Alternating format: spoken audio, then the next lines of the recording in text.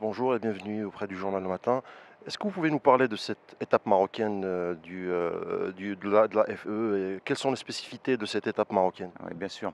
Écoutez, pour ABB, cette étape marocaine représente énormément de choses parce que, on était ici pour la COP, 22, en 2016 et c'était en fait une occasion de montrer notre engagement avec le pays, non seulement à travers cet événement climatique de la COP 22, mais aussi en fait pour dire que nous nous engagions au Maroc avec la course de la Formule E et c'est ce que l'on a fait.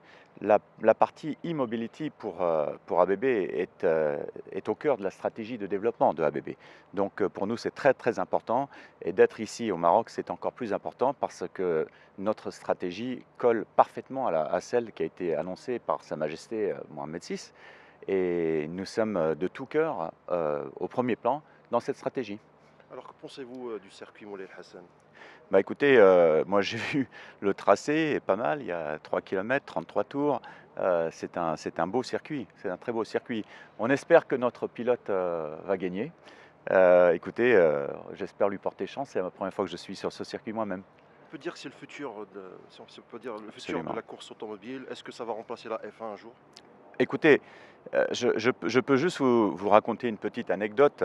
Ce n'est pas vraiment quelque chose de très, très secret, mais en vérité, lorsque monsieur Alessandro Agag, qui a démarré en fait la Formule E, il s'est lancé dans cette opération, beaucoup de gens lui ont recommandé de ne pas trop s'investir parce que c'était risqué.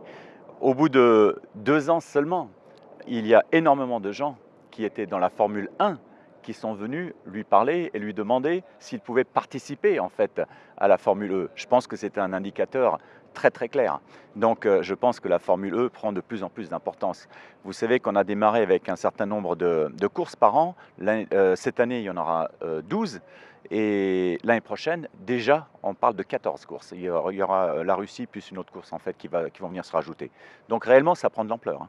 Et en ce qui concerne le Maroc, est-ce que vous pouvez voir un jour, je sais pas, une équipe marocaine conquérir aussi Ah, parmi les autres équipes? ce serait fantastique, ce serait fantastique. Et moi, je dirais qu'en ce qui me concerne, étant ici, je viens d'arriver, comme vous le savez, je pense que ce serait quelque chose de merveilleux. Et en tout cas, je pousserai moi-même pour voir si on peut aboutir dans ce sens-là.